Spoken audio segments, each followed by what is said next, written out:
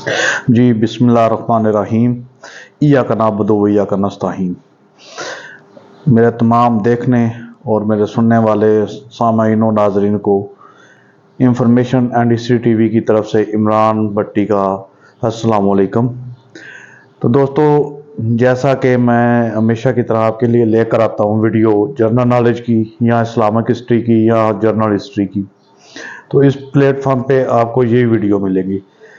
तो मेरे तमाम देखने वाले नए आने वाले दोस्त ये नीचे सब्सक्राइब का बटन क्लिक कर लें और बेल बटन दबा लें ताकि आप मेरी यूट्यूब फैमिली का हिस्सा बन जाएं और हर आने वाली यूट्यूब अपना जनरल नॉलेज बिलखसूस इस्लामिक हिस्ट्री और बिलअमूम दुनिया भर की मालूमाती वीडियो आपको बर वक्त मिल सके।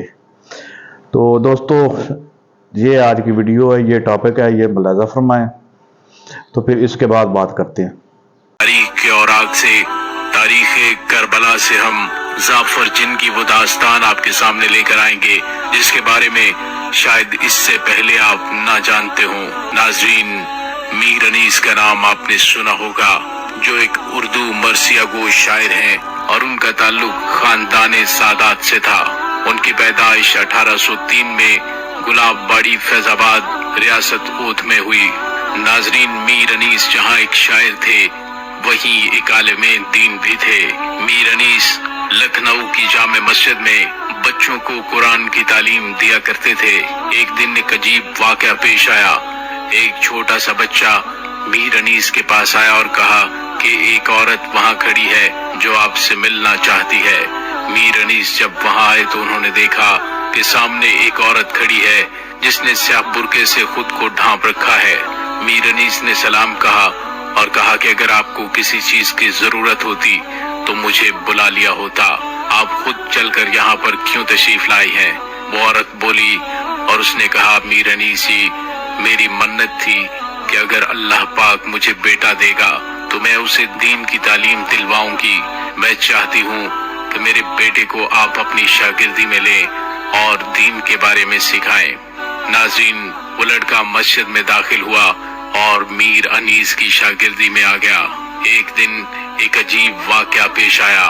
मीर अनीस अपने घर से जब मस्जिद में तशरीफ लाए तो वो बहुत परेशान थे। वो छोटा लड़का जो शागिर्द था वो मीर अनीस के पास आया और कहा, उस्ताद मोहतरम, क्या बात है, आप बहुत परेशान नजर आ रहे हैं। मीर अनीस ने कहा, हाँ मैं परेशान हूँ, मेरी बीवी घर में इतनी बीमार है कि तबीब ने कहा है कि ये दुनिया में नामुमकिन है, क्योंकि 1000 मील की दूरी पर शाही बाग में एक पौधा है, अगर उस पौधे के पत्ते लाए जाएं और उसकी दवा बनाकर इसे खिलाई जाए तो वो तंदुरुस्त हो सकती हैं, नहीं तो उनकी तबीयत बेहतर नहीं होगी।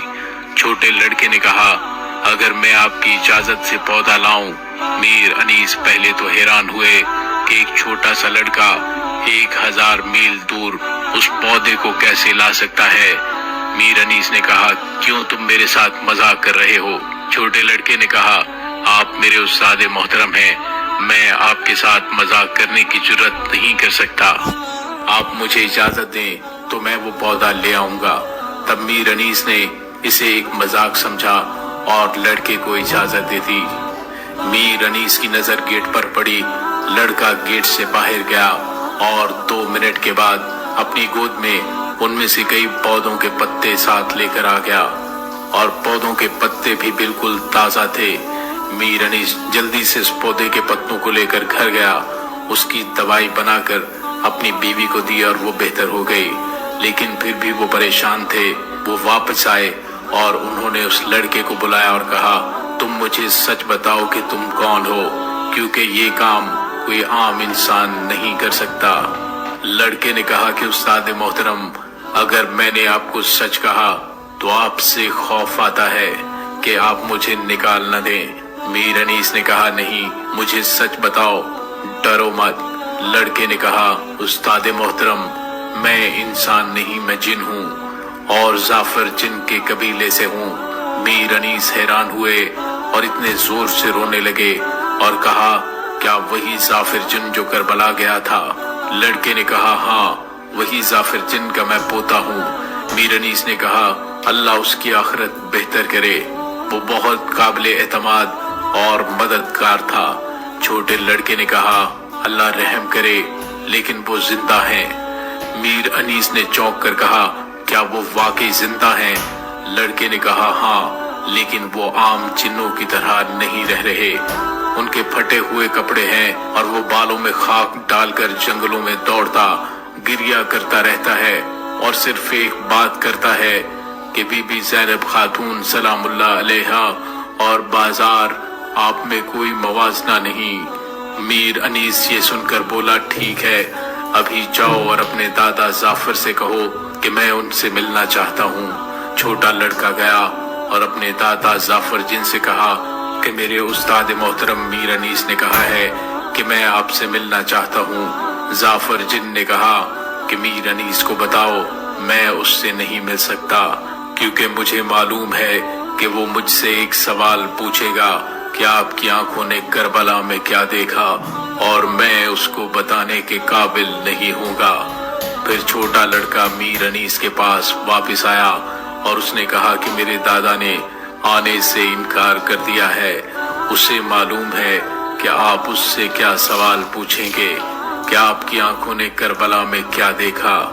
میر انیس نے چھوٹے لڑکے سے کہا ایک بار پھر اپنے دادا کے پاس جاؤ اور ان سے کہو کہ اگر وہ اب نہیں آئے تو میں بی بی بطول پاک کی عدالت میں شکایت کروں گا اور یوم حساب کہوں گا کہ میں نے جعفر جن کو بلایا تھا لیکن وہ نہیں آیا۔ چھوٹا لڑکا چلا گیا اور اس نے یہ بات جعفر جن کو بتائی، اور جعفر نے کہا ٹھیک ہے واپس چلے جاؤ اور اپنے استاد سے کہو جمعرات کے روز شام کے وقت میں اسے ملوں گا۔ میر انیس نے یہ سنا اور جمعرات کے روز کا انتظار کرنے لگا۔ اس نے اپنا کام جلدی سے مکمل کیا اور جعفر جن کے آنے کا انتظار کرنے لگے۔ ناظرین، میر انیس جمعرات کو مسجد کے گنبد کے باہر جعفر جن کا انتظار کرنے لگے، یا انہوں نے دیکھا کہ ایک انتہائی بوڑھا جس کی پلکیں زمین کو چھو رہی تھی وہ وہاں پر موجود ہے۔ میر انیس نے سلام کیا اور کہا کیا آپ جعفر جن ہیں؟ انہوں نے کہا ہاں۔ میر انیس نے جعفر کو دیکھا تو وہ چونک گیا کہ وہ ٹھیک نہیں لگ رہا تھا۔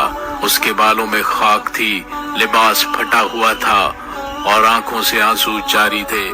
میر انیس نے کہا جعفر مجھے بتاؤ کہ آپ نے کربلا میں کیا دیکھا اور امام حسین علیہ السلام کے آخری لمحات کیسے تھے؟ جعفر نے کہا مجھے معلوم تھا کہ آپ یہی مجھ سے سوال پوچھیں گے، یہی وجہ تھی کہ میں آپ سے ملنا نہیں چاہتا تھا۔ میر انیس بولے کہ تمہیں حسین بادشاہ کا واسطہ ہے، مجھے وہ واقعات بیان کرو۔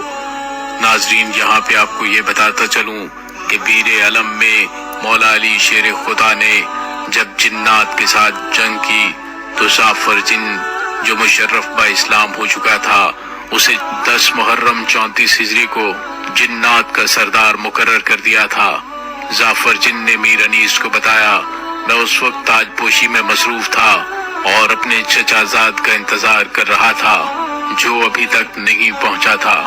جعفر جن نے کہا میں انتظار کر رہا تھا کہ یا 2 جن روتے ہوئے داخل ہوئے، میں نے ان سے رونے کی وجہ پوچھی تو انہوں نے بتایا کہ تمہارے مولا امام حسین علیہ السلام کربلا کے میدان میں اپنے خاندان کے ساتھ فوج اشقیاء کے مقابلے میں بے یار و مددگار نصرت کے لیے پکار رہے ہیں۔ جعفر جن نے کہا کہ جب ہم کربلا کے میدان میں پہنچے تو چاروں طرف سے 4 فرسخ کا علاقہ دشمن فوجوں نے گھیر رکھا تھا۔ اسی طرح ملائکہ کی بہت زیادہ صفیں لگی ہوئی تھی۔ ملک منصور نامی فرشتہ کئی ہزار کا لشکر لیے آیا تھا۔ ملک نصر نامی فرشتہ کئی ہزار کا لشکر لے کر دوسری طرف موجود تھا۔ جبریل علیہ السلام کئی ہزار کا لشکر لیے ایک طرف موجود تھے، دوسری طرف میکائیل علیہ السلام کئی ہزار کے فرشتوں کا لشکر لیے موجود تھے۔ فرشتہ اسرافیل، فرشتہ ہوا، فرشتہ دریا، فرشتہ پہاڑ، فرشتہ دوزخ، فرشتہ عذاب، ان میں سے ہر ایک فرشتہ کئی ہزار کا لشکر لیے امام حسین علیہ السلام کے ایک اشارے کا منتظر تھا۔ اسی طرح 1,24,000 انبیاء علیہ السلام हजरत आदम अलैहिस्सलाम से लेकर नबी रहमत सल्लल्लाहु अलैहि वालैहि वसल्लम तक सफ़ें लगी हुई थीं और हैरानों परेशान खड़े थे। खातमुल अंबिया सरवरे कायनात अपना दामन फैलाए फरमा रहे थे, ऐ मेरे बेटे हुसैन जल्दी करो, बेशक हम तुम्हारे इस्तकबाल के लिए खड़े हैं। नाज़रीन, जाफर जिन ने कहा, दूसरी तरफ मैदान करबला में मेरे मौला हुसैन जख्मों से चूर चूर, पेशानी जख्मी और जलता हुआ सीना, फटा हुआ सर, रोती हुई आंखों के साथ बेचारों मददगार खड़े थे। जो ही सांस लेते तो खून फवारा बनकर ज़रा के सुराखों से टपक रहा था, लेकिन आप मलाइका की लगी सफ़ों की परवाह किए बगैर अपने खालिक से राज़ो नयाज कर रहे थे, किसी एक की तरफ भी निगाहें नहीं उठा रहे थे। जाफर जिन ने मीर अनीस को बताया, मुझे भी कोई रास्ता देने के लिए तैयार नहीं था कि मैं जाकर मौला की कदम बोसी कर सकूं। मैं भी दूर से हजरत इमाम हुसैन अलैहिस्सलाम के इम्तिहानों की मंजिल देख रहा था। मबहूत खड़ा था कि अचानक मेरे मौला ने सर बुलंद किया और मुझे देखा और अपनी एक पलक से मुझे इशारा फरमाया, ऐ जाफिर मेरे पास आ जाओ। ये आवाज सुनकर तमाम मलाइका मेरी तरफ देखने लगे और मुझे रास्ता देने लगे। मैंने भी जल्दी से अपने आप को मौला के कदमों में पहुंचाया और अर्ज की, मौला मैं 30,000 के लश्कर के साथ आपकी नुसरत के लिए हाजिर हुआ हूँ। तो इमाम हुसैन अलैहिस्सलाम फरमाने लगे, ऐ जाफर तूने बड़ी तकलीफ की, खुदा और उसका हबीब तुझसे राजी है और तुम्हारी खिदमत और जहमत दरगाहे खुदा में कबूल हो, लेकिन तुम्हारी मदद की जरूरत नहीं, तुम वापस चले जाओ। जाफिर ने कहा, मैंने दोबारा अर्ज की, मौला मैं आप पर कुर्बान होना चाहता हूँ, मुझे जंग करने की इजाजत क्यों नहीं देते? तो मौला ने फरमाया, तुम तो इस लश्कर को देख रहे हो, लेकिन ये तुम्हें नहीं देख रहे और ये बात जवां मर्दी के खिलाफ है। वो कहेंगे कि हुसैन ने हमें ऐसी मखलूक से मरवाया जिसको हम देख नहीं सकते थे। तो जाफर ने कहा, मैंने अर्ज की, मौला हम इंसानों का रूप धार लेते हैं, अगर इस सूरत में कत्ल भी हो जाऊं तो रज़ाए इलाही के रास्ते में शहीद हो जाऊंगा। तो मौला फरमाने लगे, जाफर अब जिंदा रहने की चाहत नहीं है, अब तो फकत शहादत की आरज़ू है। तुम वापस पलट जाओ और मेरी अब नुसरत की बजाय मुझ पर गिरिया करना और अज़ादारी करना, और तुम्हारी अज़ादारी और गिरिया मेरे जख्मों का मरहम बनेगा। जी तो दोस्तों, ये थी आज की वीडियो। तो उम्मीद करता हूँ आपको अच्छी लगी होगी। तो इंशाल्लाह फिर मिलेंगे एक नई वीडियो में। इजाज़त दीजिए। अल्लाह हाफिज़। अस्सलामु अलैकुम।